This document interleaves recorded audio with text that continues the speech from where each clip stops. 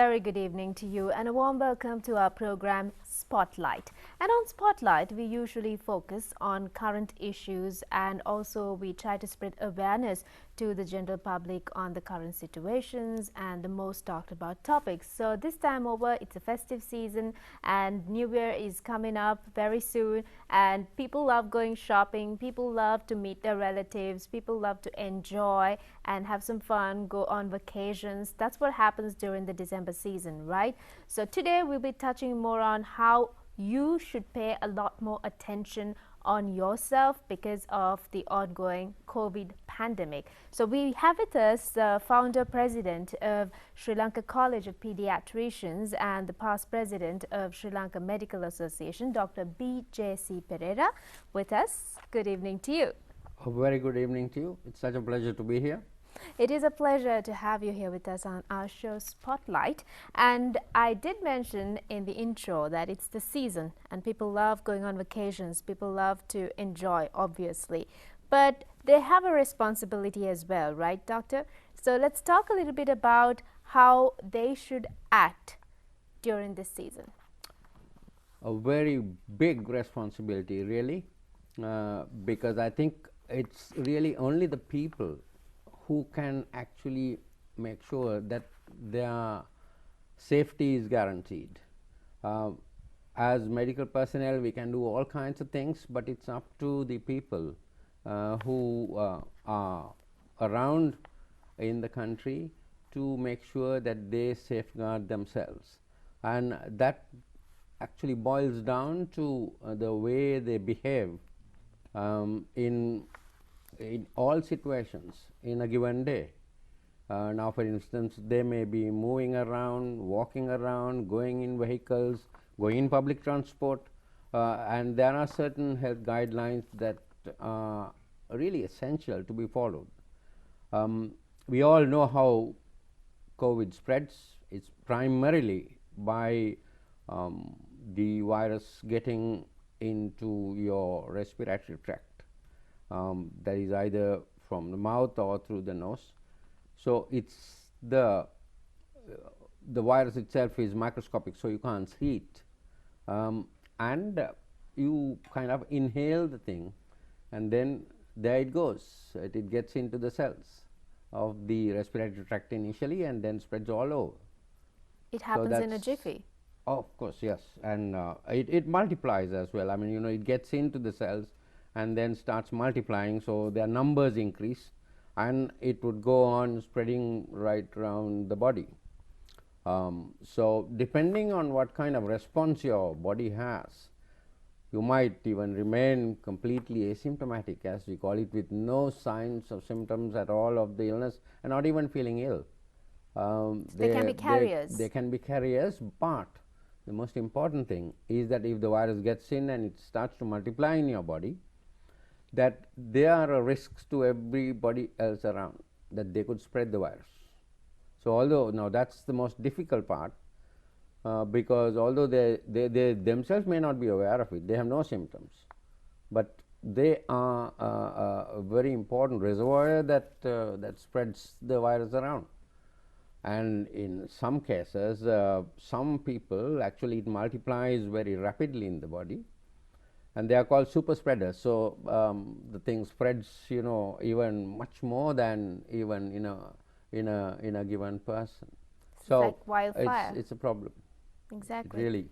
And well, it's a season, and I mentioned that people, you know, try to do their shopping and everything during this season, and it can be crowded. The malls can be crowded, and then everybody loves to take a break. So they've been probably held up at work, and then they decide to take a break, go on vacations. So let's talk about what they should be doing. Yes, we know that the virus spreads sometimes in the air, sometimes through droplets, so that it's direct contact of the virus with the lining of the either the mouth or the nose that initially causes the infection. So the first thing is to keep your distance. Now this is what has been said over and over again ad nauseum, and I'm not quite sure whether it has really been quite um, clearly identified and kind of received by the people, and whether they respond to that. So earlier it used to be 1 meter, but I think it's best to be safe, at least 2 meters as far as possible. I know it's not possible always, but 1 to 2 meters distance, because that is about the distance that even the droplets find it very difficult to be propelled in the air to make it a source of infection for the others. So that's the first thing. The second thing is that either, even if you are carrying the virus, or you are at risk of getting infected by the virus, it's all through the nose and the mouth and the face. So the face coverings become important. So of course the one that everybody is used to is a mask, and there are instances where some people wear even 2 masks, what's called double masking, to be doubly safe. So very often they would wear either a surgical mask or N95 type of mask, and maybe a cloth mask over it. But important thing is, the most effective mask must be the one that is in contact with the skin. So there isn't much point in your putting a cloth mask first in contact with the skin, and then putting a surgical mask over that. It should be the surgical mask that should be in contact. So one very important way of actually safeguarding yourself and preventing infection, and also if you are infected, spreading the infection, is definitely a face mask. And the third one is, of course, there are instances where the virus can be carried on surfaces, and your hands become quite important, and washing of hands has been shown scientifically to be an important way in which you can prevent infection and also spreading infection as well. Exactly. So those are things we've been repeating over and over again. So as long as we actually abide by that, and sometimes we take it for granted. Now the places have opened up and we can go about freely, and then people tend to forget. And let's also talk about COVID in children, doctor. You're a pediatrician, so you'd know better. Well, I can tell you something about it. Children, essentially, the virus, when it gets into children, depending of course on the constitution of the child and the degree of immunity that the child may already have, very often, almost practically 90% of the time, it is asymptomatic. It doesn't cause any sign at all, or any clinical feature in the child. So the child may not know, nobody else will know, but the problem is, as I said before, that they still become a reservoir of infection. They can spread it around. So this is the problem that, this is the problem that we have to deal with about schooling and things like that. Even if they contract the virus from elsewhere, come home, and there may be other more susceptible people at home, like the grandmothers, the grandfathers, the aunts and the uncles and the parents, who may be either in the age group where they are at risk, or they may have other diseases, what we call comorbid diseases. They may be diabetic, they may be having high blood pressure, they may be having lung problems, all that which makes them even more susceptible to develop severe disease. So that way, it's very important to know that how this can actually go on with children. But of course, a small percentage, of very small minority basically, in children the virus can cause rather significant disease. It can initially get into the lungs and produce the usual sort of types of COVID pneumonia that you can get. It's not very common. And also more relatively recently, what was described, the thing called the multisystem inflammatory syndrome, or it's called MIS-C, MIS, capital MIS, hyphen C. C is for children. So multiple inflammatory syndrome in children. Now there you get not only the lungs being affected, but there are other organ systems being affected. It is extremely rare. But one good thing is that if it is detected properly, although it's a fairly major problem in children when it does occur, when it is detected, there are ways in which we can handle it, we can treat it. And recently now there have been quite a number of cases of these being admitted to the Lady Ridgeway Hospital for Children in Borrelda, because that's really the ultimate, virtually the buck stops there, everything ends up there, everything severe. And they have had a lot of experience with this, and they have managed to treat, and there are hardly any fatalities as a result of the MIS-C. And speaking of children and about how they could be carriers, and when they attend school and when they come back home, I think parents and the family members at home has a role to play in terms of sanitizing, and if there are any vulnerable people, susceptible people, as doctor mentioned, I think they need to make sure that the child is kind of at a distance when it comes to moving with people like that at home, isn't it? Yes, at a distance mostly, and also that if that is the case, I think there have been instances where it has been advocated that they change their clothes, they have a wash or preferably a bath to hopefully get rid of all the viruses that are perhaps even hanging on to the body. But most importantly, now they should themselves wear a mask. Yes, very true. Yeah.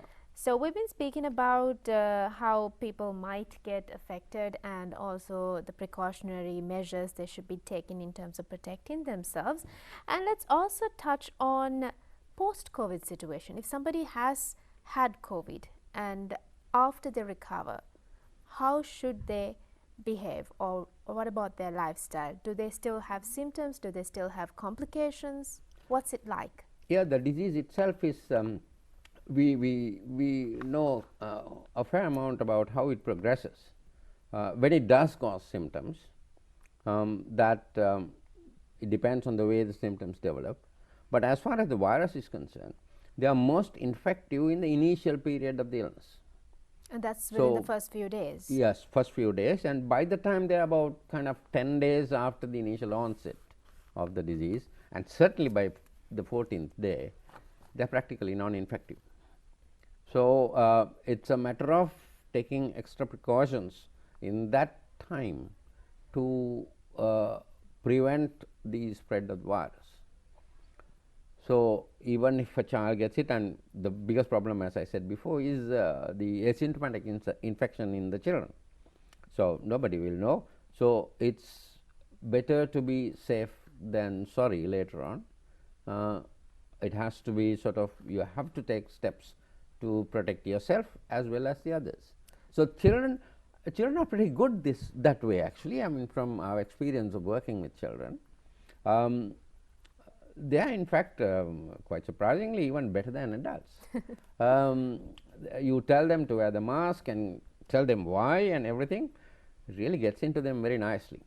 And in fact, when our experience is that now when a child comes as a patient, sometimes I need to examine the mouth and the throat, and I have to tell them to take the mask off, and they are very reluctant to take the mask off. So we have to tell them that we really need to look inside your mouth and things like that. So then they would do it. So that way they are pretty good. So once they understand, and now what is advocated is that all children over the age of about 2 years can wear a mask, and certainly children above sort of 4 or 5 years can easily wear a mask, and they are pretty good at it. And also in schools, now that the schools have opened, that it is probably necessary for the teachers to be quite aware of the necessity to wear the mask. They have to implement that in schools, because a little bit not like sort of in everyday life, not at home or walking on the streets and everything. Once they get to school, they might kind of find it the usual thing for them to forget the necessity to wear a mask or put it down, because the mask has to be worn properly. It has to cover the mouth and the nose. full stop. If you put it down to cover your chin, it doesn't work. Right. Mouth and the nose period. Yeah, both. And Right. so unless you do it properly, it's not going to be of much use. So they have to understand that, and children are good at it. But then in school, and also there is kind of peer pressure. You find other children, some may not be wearing it, or they pull the mask down and all that. So you try to follow the others as well. So all these things are there. I mean, that's the psychological makeup of children anyway. They want to do what the others do, and all these kind of things. So these things are all there. Exactly. So I think we'll make sure that the others do the right thing. Of course. And let's also talk about the Omicron variant, which is, I think, widely spoken about these days. And tell us about Omicron, the striking factors of this variant. Interesting development, actually. The symbol itself for that is the 15th letter in the Greek alphabet. And the real correct pronunciation is Omicron. So for convenience, everybody calls it Omicron. But the correct one, if you look at the literature, is Omicron. Now, this is a variant, obviously developed as a result of mutation. And by mutation, what I mean is that the virus undergoes a basic genetic change, so that in either way it will make it either more virulent or less virulent. It undergoes a basic fundamental change in its structure. So like all the other things, like the Delta that developed not all that way back, the Omicron is yet another variant. But what is there about Omicron? Now, when you talk of Delta, Delta is more severe, it causes a more severe illness, more infective than the original index alpha, which is the original one that emanated from Wuhan. Now, this one is a little different. The Omicron is much more infective and sort of replicates and reproduces itself very much more rapidly. What about the severity of this? Severity is noticeably less. Right. And where it originated, they think it was in South Africa. Loads of people have been infected, and actually really directly related to Omicron. There has really been only one convincing death there, and there is another one reported in England just a few days ago, couple of days I think. So the fatalities are much less. Right. Now, there may be other reasons for this, because if you look at the way Delta developed, at that time there were no other attenuating circumstances like the vaccine. Now, at the time that Delta showed up, that large proportions of the populations were not fully vaccinated. So we cannot really truly say that the Omicron is perhaps 100% less virulent than any of the other variants. It's Maybe just that there people are other are mitigating circumstances. Right. There may be not only the vaccine, there may be quite a large population who has already had the COVID disease. So they also would be resistant to a certain extent and also have the antibodies. So there are so many other things, but technically that it seems to be a less severe illness. And there's also an easy hotline for people to call and get advice in terms of medical advice. Now, those days when somebody has been detected with the COVID virus in their system, they're admitted to hospitals or they're put into quarantine centers and all that. But right now, you know, we see it a lot. So they are sometimes self-quarantined, they're at home, and there is a procedure for them to check their, I think, temperatures and all that. So for medical help, this hotline has been launched, if I'm not mistaken. So can we have more details about the Doc Call hotline? Yeah, it's called Doc Call 247, and by the numbers it implies that there is coverage of every second, every minute of every day. 24/7. 24/7.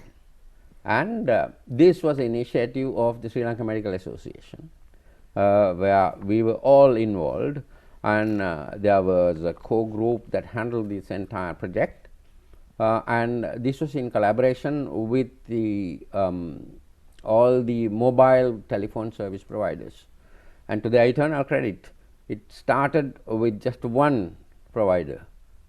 I can tell you the thing that it started with as a Mobitel initiative, and then we approached the others, and virtually without thinking, they joined in.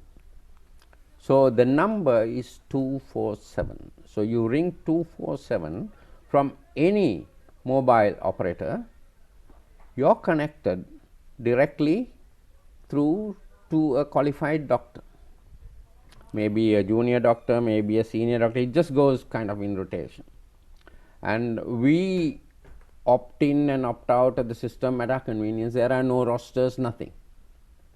So at any given time, there may be hundreds of people who are in the loop, where it can be conveyed to them.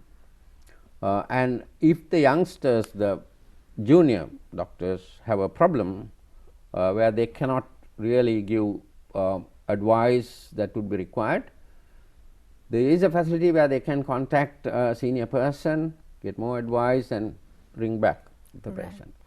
But what's most important is that this entire voluntary organization, toll free for the patient who's ringing, and over the last perhaps about because it started on the 14th of August, so it's virtually just about 4 months. I think we have covered close to 70,000 calls, 70,000, and by that it's not just 70,000 patients, because each call sometimes covers 2 or 3 patients who have got the disease in the household. Exactly. So it may be 4 or 5 times, and the average is about what we have calculated is the average is about 4. Right. Purely voluntary, the doctors have This is volunteered. purely for COVID reasons. Only for COVID. This is only for COVID-19, and not for even any other coronavirus disease. It's for COVID, full stop. And if they ask about any of the other things, we sort of gently tell them, look, it's not for that. And also we had facilities where we had a link line with Suasaria 1990 ambulance service, because at one point 1990 was getting something to the tune of about thousands of calls a day, not only from COVID, but of course they have to deal with the other things, Exactly. heart attacks and strokes and everything else. So then now we have a link when we have in fact a memorandum of understanding that was signed by the Sri Lanka Medical Association with Suasaria, where if we think that a person needs to be evacuated to a hospital that's severely affected by assessing over the telephone, we have a line where we contact Suasaria and they will respond within 15 to 30 minutes. Right, and I think this is an immense service for the general public as well. Yes, I think it has taken off the pressure from the hospitals, the medical facilities. At one point, we were at risk of being inundated in hospitals and intensive care units as well by a lot of these patients who were almost unnecessarily being admitted to hospital. Now we manage quite a lot of COVID patients now at home, and as you quite rightly said, we can check their temperatures, you can ask them to check their pulse rates, and more importantly, most of them now have pulse oximeters, and also the Sri Lanka Medical Association has arranged that we have bought some pulse oximeters, and through the army, through the armed forces, and mainly the army, that it is sent to some of the needy patients for a 10-day period, where at the end of that they collect it back. That certainly is a great initiative by the Sri Lanka Medical Association as well. Well, we thought that's the least we could do for the country and our people who basically funded our education. Thank you so much, Doctor, for being a part of the show and for educating us as well. So the number for you to remember is 247. Educating us as well. So the number for you to remember is 247. And once again, thank you so much for being on Spotlight. Thank you so much. It has been a pleasure and a privilege. With that, it's time for us to wind up this week's edition of Spotlight. So don't forget to get your booster shots. It's important to be vaccinated and stay safe. Take care. Have a pleasant night.